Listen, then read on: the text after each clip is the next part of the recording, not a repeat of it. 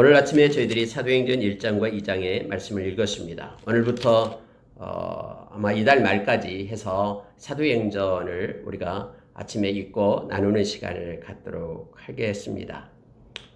사도행전은 28장까지 되어 있고요. 사도행전의 주체는 성령님이십니다. 성령님께서 이끄시고 있는 그러한 내용들로 역사가 이루어져 있음을 사도행전을 통해서 우리가 보게 됩니다. 성령님은 우리 눈에는 보이지 않지만 영이시기 때문에 하나님의 영 또는 성경은 예수 그리스도의 영 이렇게 우리에게 가르쳐 줍니다.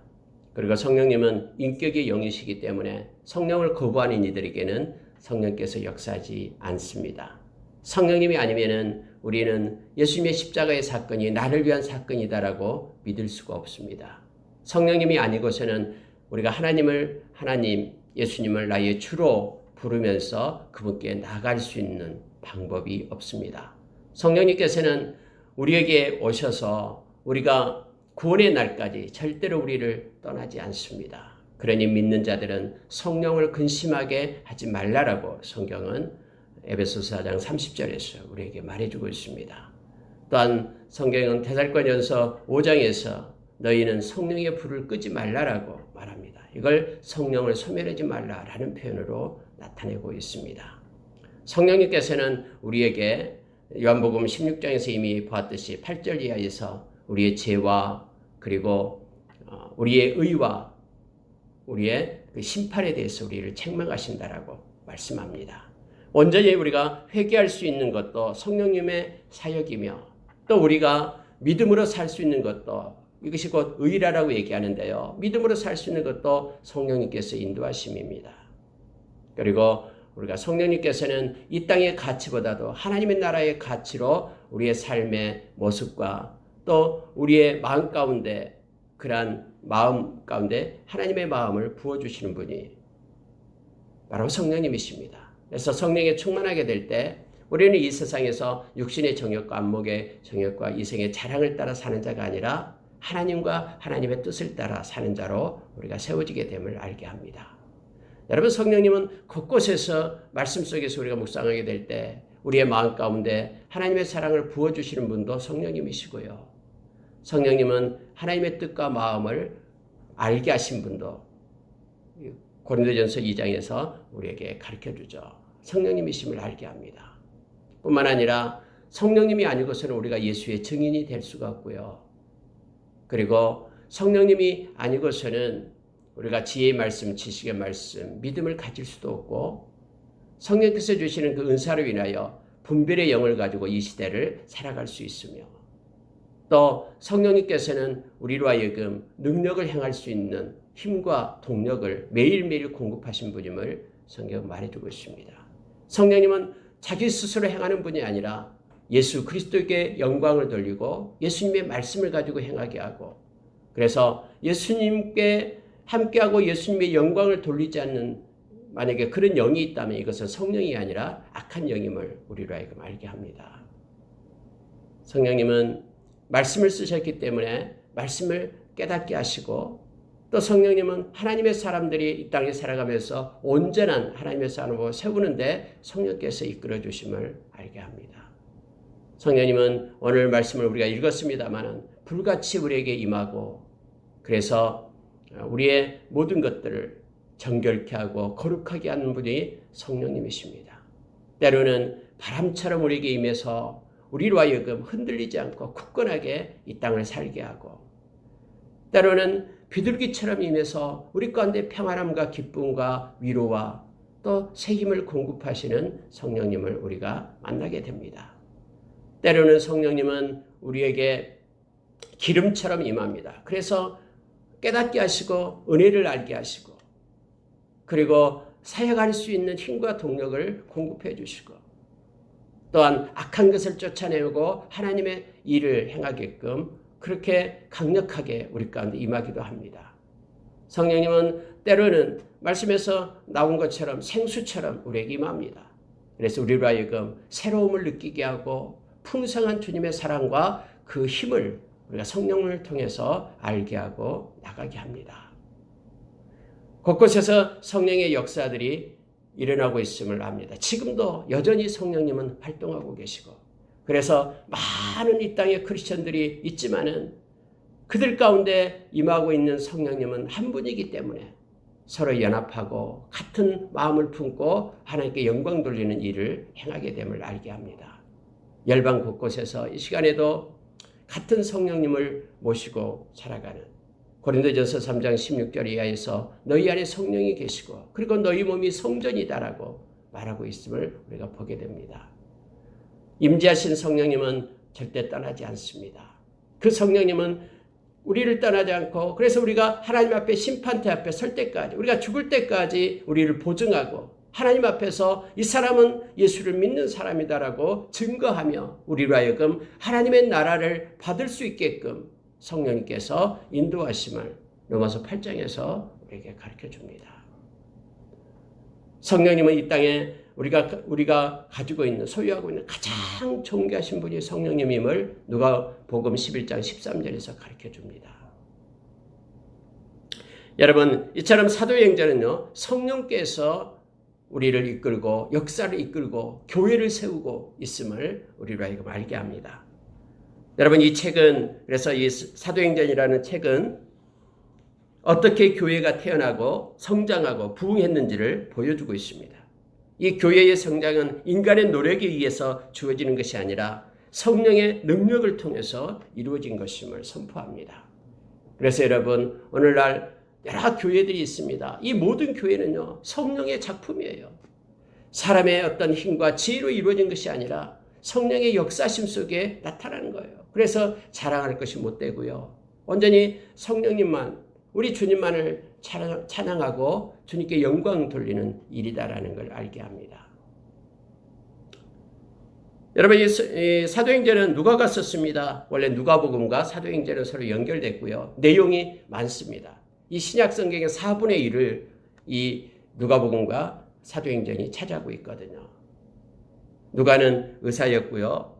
바울의 동역자였죠. 그런 섬세하게 성령의 역사에 대해서 기록을 합니다. 그리고 이 사도행전을 우리가 읽을 때마다 우리는 교회와 항상 함께 하시는 성령님의 인도와 그러한 보호 아래 있다라는 것을 깨닫게 합니다. 그래서 이 교회는, 에클레시아 교회는 소멸되지 않습니다. 왜냐하면 성령님이 함께 하시기 때문에요.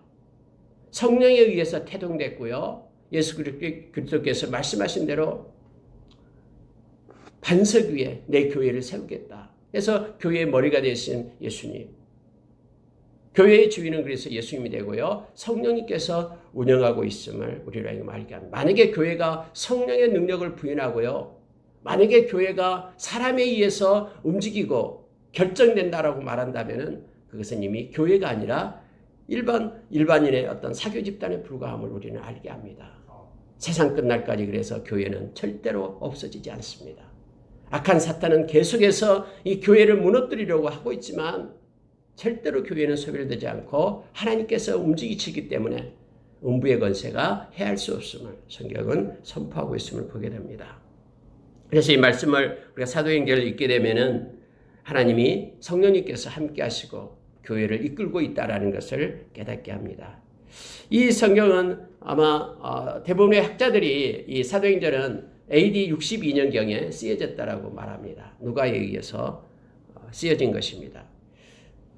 여러분, 누가복음도 그렇고요. 사도행전도 첫머리에 데오빌로요 하며 시작합니다. 데오, 하나님, 빌로, 그러면 사랑한다. 그래서 데오빌로 그러면 하나님을 사랑하는 자라는 뜻입니다. 하나님을 사랑하는 자에게 쓴 책입니다. 그래서 데오빌로가 누군지 몰라요. 사람인지 개인인 누군지 집단인지 모릅니다. 어쨌든 데오빌로를 향하여 쓴 책입니다. 그래서 이걸 우리가 영적으로 볼 때 하나님을 사랑하는 자들에게 이 편지를 쓴 겁니다. 저와 여러분에게 이 성경 말씀은 기록하고 우리로 하여금 알게 합니다. 그래서 사도행전을 읽을 때, 묵상할 때 하나님께서 우리에게 의도하신 성령의 충만함, 그리고 성령의 인도하심을 받을 것을 요청하고 교회를 세우고 교회를 통해서 하나님께 영광 돌릴 것을 우리에게 명령하고 있음을 보게 됩니다. 여러분, 그래서 우리가 이 사도행전을 통해서요, 초대교회에 직면했던 어려움들을 우리가 보게 될 것입니다. 오늘날도 동일하게 교회에서 어려움 속에 있는 교회를 이 말씀을 통해서 하나님은 위로하고 또 용기를 주고 있음을 알게 합니다. 우리들에게도 이러한 선교의 열정을 갖기를 성경은 요청합니다. 그래서 성령이 현재 우리들의 교회에서 여전히 활동하고 계시다라는 것을 깨닫기를 이 말씀은 원하고 있음을 보게 됩니다. 9장 전까지는 중심이 베드로 중심으로 이루어집니다. 그리고 이제 9장에서 바울 사도가 등장하고요. 그 이후로는 바울 사도 중심으로 이 성경이 쓰여져 있음을 보게 됩니다. 물론 모두가 다 성령께서 그들을 통해서 역사하고 있음을 말해주고 있습니다. 여러분, 이 사도행전 속에 보면은 이제 바울의 전도 여행이 1차, 2차, 3차 그리고 로마 여행까지 기록되어 있음을 우리가 보게 됩니다. 이게 중요한 내용입니다. 자, 여러분, 사도행전 1장으로 들어가서요. 여러분 1장 3절에 보시기 바랍니다.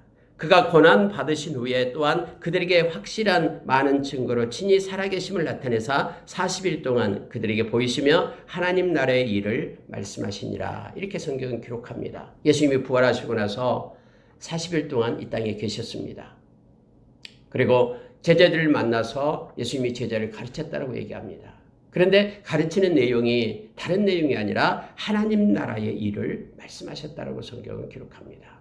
왜냐하면 가장 존귀하고 가치 있고 보배로운 것이 하나님의 나라의 일이기 때문에 그렇습니다.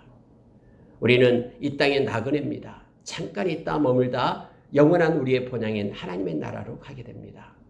그래서 우리 주님께서 이 땅에 오셔서 하신 말씀, 회개하라 천국이 가까이 왔느냐라, 하나님의 나라를 선포하기 시작해서요, 부활하고 승천하실 때까지도 하나님의 나라의 일을 가르치고 있음을 보게 됩니다.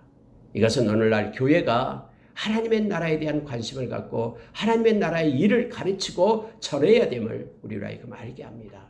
왜냐하면 세상의 모든 일들은 다 소멸되지만 하나님의 나라의 일은 영원하기 때문에 그렇습니다. 여러분, 예수님은 이렇게 말합니다. 그들에게 분부했다라고 4절에 말합니다. 예수님이 떠나기 전에 예수님께서 제자들에게 분부한 말씀이 뭐냐면 예루살렘 떠나지 말라.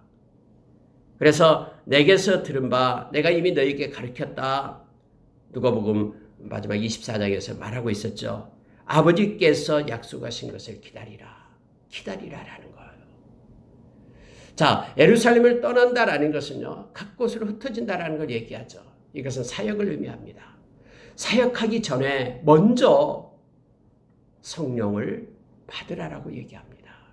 성령이 없는 사역은 있을 수 없고 이것은 하나님께 영광 돌리는 사역이 될 수 없다라는 것을 지금 예수님 말하는 거예요. 그래서 떠나지 말고 기다리라.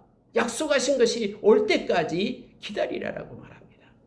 제자들은 이 명령에 순종합니다.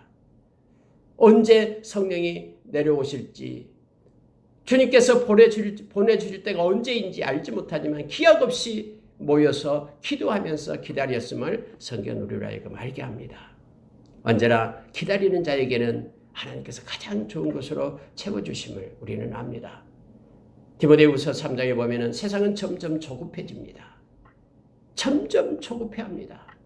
하나님의 때를 기다리지 못하고 자기의 생각과 자기의 주장을 앞세워 자기의 판단으로 행합니다. 그러나 하나님의 백성은 이 땅을 살아갈 때 하나님의 때를 기다리는 지혜로 살아야 됩니다.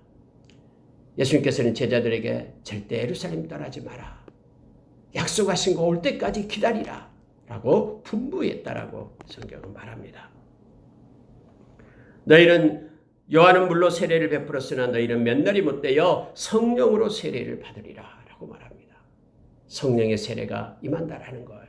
다시 말하면 성령께서 너희에게 임해서 너희가 성령에 속한 자, 하나님께 속한 자가 될 때가 있다라고 말하고 있습니다. 그랬더니 제자들이 엉뚱한 말을 합니다. 예수님, 이스라엘을 회복하심이 어느 때입니까? 라고 묻는 거예요. 이스라엘을 회복하심이 어느 때입니까? 아니, 언제까지 로마의 지금 지배 아래 있어야 됩니까? 속국으로 살아야 됩니까? 하나님의 나라 백성인데 이 세상을 지배하고 통치하고 살아야 되지 않습니까? 이스라엘을 회복함이 어느 때입니까? 라고 물으니까 예수님은 그들의 말에 이렇게 말합니다. 때와 시기는 아버지의 권한에 있다. 너희들이 알 바 아니다. 다른 데 관심 갖지 말라라는 거예요. 다른 데 관심 갖는 게 아니라 너희들은 내가 말하는 것 오직 성령이 너희에게 임하면 너희는 권능을 받고 예루살렘과 온 유대와 사마리아와 땅끝까지 이르러 내 증인이 되리라. 나의 증인이 되는데 너희들의 관심을 가져라라는 거예요. 여러분, 이것은 우리에게 중요한 것을 말합니다. 이 세상에 우리가 태어나서 이런저런 할 일이 수없이 많습니다. 이런저런 할 일을 우리가 다 해라는 게 아니잖아요. 어떤 일을 하든 우리는 무슨 일을 하든 우리가 관심을 갖고 있는 것은 성령의 충만함입니다. 성령의 충만함이 있을 때 우리는 이 땅에서 어떤 자리에서 무슨 일을 하든 하나님께 영광 돌릴 수 있는 그런 사역을 할 수 있기 때문에 그렇습니다. 증인이 될 수 있기 때문에 그렇습니다. 내가 교육자라면 교육하는 것을 통해서 하나님의 뜻을 받고 그곳에서 하나님의 예수의 증인으로 서는 것입니다. 내가 자영업자로 일한다 그러면 그것을 통해서 하나님의 뜻이 나타나고요. 그걸 통해 예수의 증인으로 설 수 있습니다. 내가 버스 운전을 하든 내가 어디 가서 무슨 일을 하든 직장에 가서 일을 하든 그곳에서 그리스도의 향기와 편지가 되고 증인으로 설 수 있는 것은 성령의 충만함이 임할 때만 가능함을 말합니다. 그래서 예수님께서는 이스라엘의 회복, 이 역사적인 그런 일들, 이 정치적인 일들, 이런 일에 관심을 갖는 게 아니라 하나님께서 알아서 이끌어 가실 것이다 라는 거예요. 너희들이 관심 가질 것은 성령의 충만함, 그리고 예수의 증인되는 것에 관심을 가져라라고 우리에게 가르쳐 줍니다. 여러분, 성령님께서는 우리에게 권능으로 오십니다.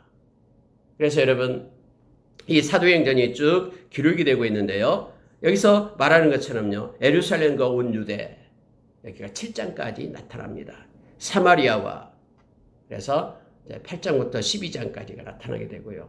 그리고 땅끝까지 이르러 해서 마지막 12장 하반절부터 해서 마지막 28장까지가 기록이 되고 있습니다. 이 순서에 의해서 말씀이 기록돼요. 말씀하시고 예수님께서 그대로 의해서 성령께서 역사하고 있음을 우리로 하여금 알게 합니다. 여러분, 이렇게 해서 예수님께서 승천하십니다. 하늘로 올라가십니다. 자, 11절 한번 보십시오. 이건 중요한 것입니다. 왜냐하면 예수님이 이대로 오신다라고 말씀했기 때문에 그렇습니다. 이르되 갈릴리 사람들은 어찌하여 서서 하늘을 쳐다보느냐? 너희 가운데서 하늘로 올라가신 이 예수는 하늘로 가심을 본 그대로 오시리라 하였느니라. 성경은 분명히 약속합니다. 예수님께서 올라가신 대로 그대로 오신다라고 말합니다. 하늘로 가심을 본 그대로 오신다라고 말합니다. 아무도 몰래 예수님이 오시는 것 아닙니다. 우리가 데살로니가전서 4장에 보면은요, 예수님 오실 때를 나타납니다. 천군 천사와 함께 호령 나팔 소리와 함께 이 땅에 오시는 예수님. 이제는 심판주로서 왕으로 오시는 예수님이십니다. 그래서 여러분, 우리가 이단에 속아서는 안 됩니다. 무슨 예수가 나타났다 어디 아니에요. 예수님은 어떻게 오실 건가를 우리에게 분명하게 성경은 기록해 주고 있어요. 그러나 그때는 아무에게도 가르쳐주지 않았다고 얘기했습니다. 데살로니가전서 5장 1절에서 10절의 말씀을 보면은 그러나 깨어있는 자에게, 빛의 자녀들에게 주님은 도둑같이 오는 것이 아니라 어둠에 있는 자에게 도둑같이 온다라고 우리에게 가르칩니다. 우리가 깨어서 기도하는 자에게는 주님을 우리가 맞이하게 될 겁니다. 그들은 주님을 맞이하고 주님과 함께 주님께 영광 돌리는 날이 오게 될 겁니다. 그러나 어둠에 있는 자, 향방을 알지 못하고 어디로 가야 될지 빛 대신 주님을 버리고 떠난 자에게는 도둑같이 임하여 심판이 임하게 됨을 성경은 가르쳐주고 있습니다. 여러분, 14절에 보니까요, 1장 14절입니다. 여자들과 예수의 어머니 마리아와 예수의 아우들과 더불어 마음을 같이하여 오로지 기도에 힘쓰더라. 여러분, 처음으로 예수님의 그냥 동생들이 나오게 됩니다. 예수님이 십자가에 죽으시기 전까지는 동생들은 예수를 믿지도 않았어요. 근데 이 동생들이 이제 연합해서 가족들이 함께 120명이나 되는 이들이 마가의 타락방에 모여서 그들이 행하는 일은 뭐냐면은 기도인 거예요. 기도에 힘쓰더라라고 성경에 기록되어 있습니다. 여러분, 우리가 기도할 때 하나님께서는 하늘의 문을 여십니다. 그리고 누가복음 11장 13절에서 말씀한 것처럼요. 기도하는 자에게 성부께서는 좋은 것을 주십니다. 성령을 주시지 않겠느냐라고 우리에게 말합니다. 하물며 너희들이 약한 자들도 자식에게 좋은 것을 줄 줄 알거든. 하늘에 계신 너희 아버지께서 좋은 것, 성령을 주시지 않겠느냐 우리에게 말합니다. 여러분, 기도 외에는 이런 주가 없다라고 예수님께서 가르쳐줬죠. 베나산에서 내려오셔서요. 예수 믿는 사람들은 기도하는 사람들입니다. 어느 때든 무엇을 하든 우리는 주님의 이름을 부르며 기도하며 주님과 교통하는 자로 있어야 됨을 성경은 가르쳐줍니다. 이처럼 여러분 120명이 모여서요. 예수님의 이 말씀을 믿고 말씀을 붙잡고 기다리는 거예요. 약속하신 것이 임할 때까지, 성령이 임할 때까지 떠나지 말고 기다리라. 기도하면서 기대하면서 기다리는 거예요. 그들이 지금 120문도가 모여서 기다립니다. 기다리면서 이제 베드로가 이 말을 합니다. 유다는 가룟 유다가 직무를 버렸다. 그가 목매여서 떨어져 가지고 창자가 터져서 죽게 되었다. 이제는 한 명의 사도를 더 뽑아야 되겠다 하면서 말하죠. 그러면서 그들은 기도하기 시작하고요. 제비뽑기로 뽑게 됩니다. 자, 그런데 22절 보시기 바랍니다.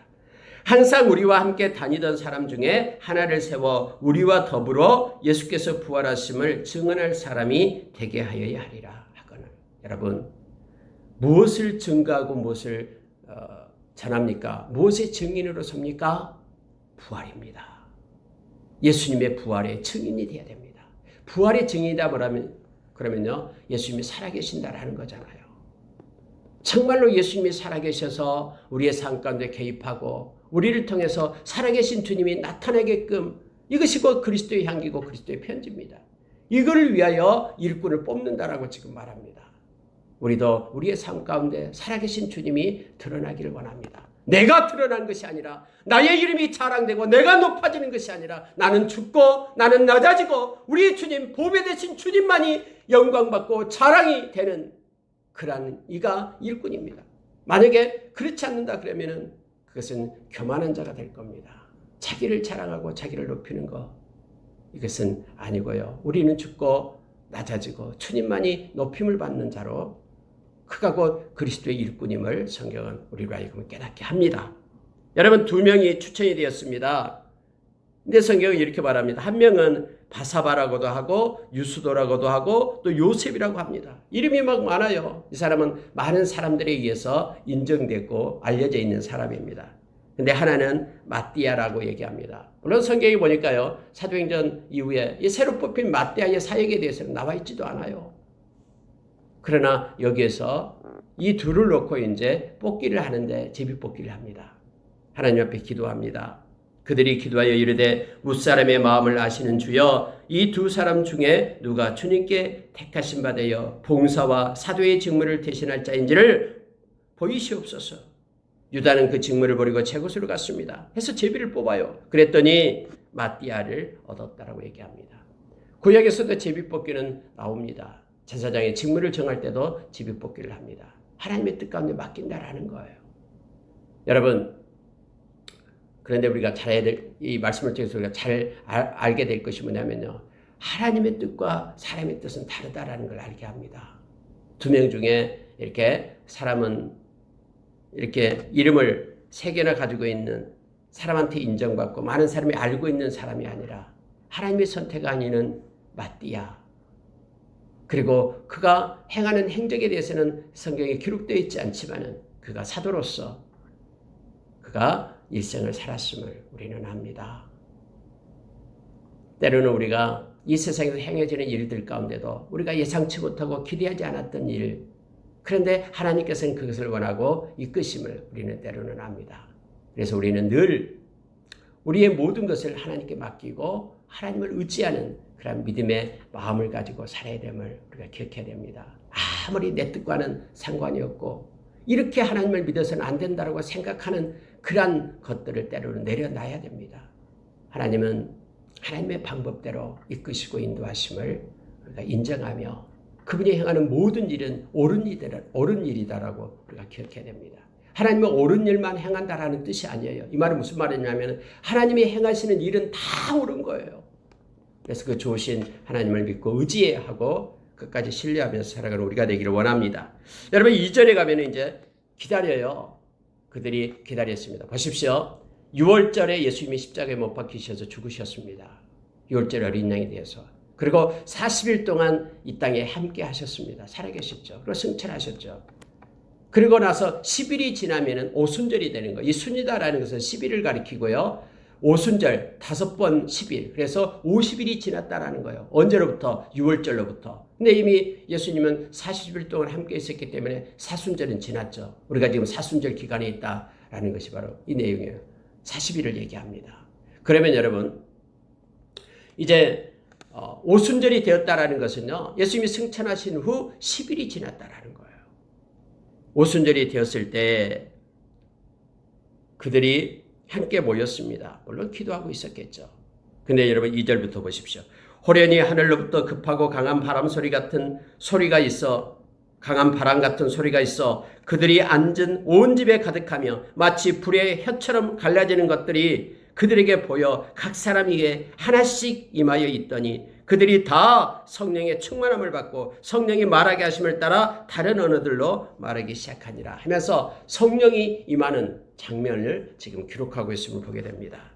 여러분 오순절날 성령의 강림에 대해서 기록하고 있는데요. 각자에게 임한다라고 말합니다. 소리가 있었고 불의 혈같이 갈라지는 그런 모습이 보였다라고 말합니다. 그랬더니 그들이 모두가 다 성령의 충만함을 받았다라고 성경은 기록하고 있습니다. 여러분 왜 오순절날 성령이 임하는 것은 특별한 겁니까? 그 전에도 성령이 임하지 않았습니까? 아니 그 전에도 성령이 있었어요. 성령이 임했고요. 구약에도 성령이 임했습니다. 막 성령이 임해가지고 예언도 하고 하나님의 영이 임했잖아요. 그런데 왜 오순절날 성령의 강림은 그렇게 특별한 걸로 우리가 보고 있습니까? 여러분 이 오순절날 임하는 성령은요. 이거예요. 고유하고 독특합니다. 왜냐하면 이것은 단회적입니다. 이례적이었어요. 무슨 얘기냐면 이 땅에 성령님의 주권적인 역사가 시작되는 때를 얘기합니다. 그리고 이 성령이 구약에서처럼 임시적인 강림이 아니라 이제는 영구적인 강림으로 영원히 떠나지 않고 이 땅에 성령님께서 오셨다라는 데 그 의미가 있습니다. 급하고 강한 바람, 혀같이 갈라지는 그런 불길, 각종 다양한 언어로서 그런 방언이 나타나는 것, 그 모든 것들이 실제적으로 아주 드라마틱하게 아주 획기적으로 이 땅에 임하고 있는 그런 성령의 모습을 보게 합니다. 여러분 이후에 성령이 임한 이후에 바로 그리스도의 교회가 탄생하였고요. 신자들이 예수를 따르는 이들이 폭발적으로 늘어나고 있음을 말씀은 우리에게 가르쳐주죠. 예수 안에서 하나로 연합되게 되었음을 성령 안에서 연합되게 되었음을 우리에게 알게 합니다. 창세기 11장에서 바벨탑 언어가 흩어졌는데요. 성령이 임함으로 인하여 한 성령이기 때문에 서로 하나 되고 연합할 수 있는 언어가 회복되는 것을 보게 됩니다. 이러한 일들이 사도행전 2장에서 일어나는 거예요. 그래서 구약시대에는 각자 세운 사람에게 예를 들어서 뭐 지도자나 또는 선지자나 이런 이들에게 성령이 임했다면 신약의 오순절 이후에는 모든 믿는 자에게 성령이 임한다라는 것을 성경은 가르쳐 줍니다. 자, 여러분 이렇게 성령이 임했을 때 막 이게 무슨 일이냐 하면서 막 사람들이 모여들기 시작합니다. 그런데 이상하게 여기는 사람들이 있었지만은 그들 중에는요. 13절 보십시오. 또 어떤 이들은 조롱하여 이르되 그들이 새술에 취하였다 하더라.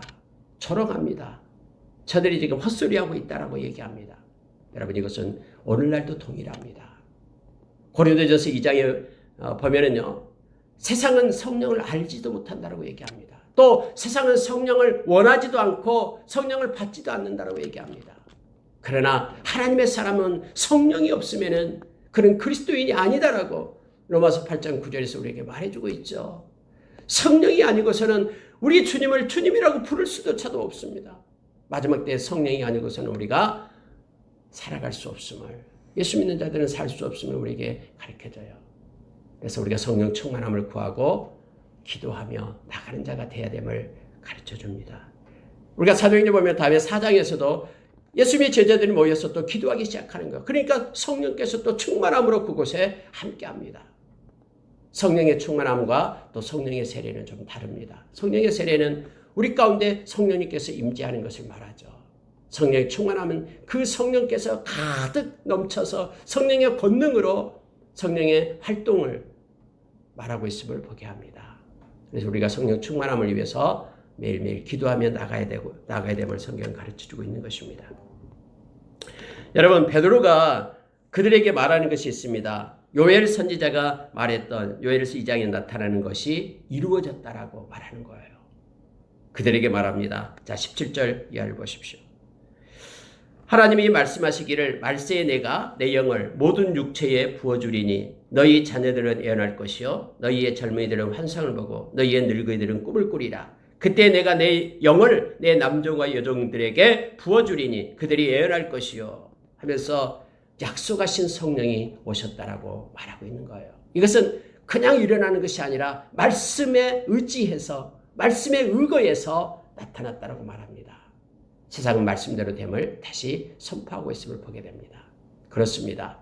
오순절날 성령이 임하고요. 지금도 여전히 성령은 임해 있습니다. 모든 믿는 자에게 성령이 있음을 성경은 말합니다.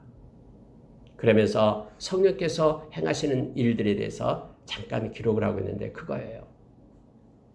자녀들은 예언할 것이요 라고 말합니다. 여러분, 자녀들은 어리기 때문에 지식이 없어요. 경험도 없고요.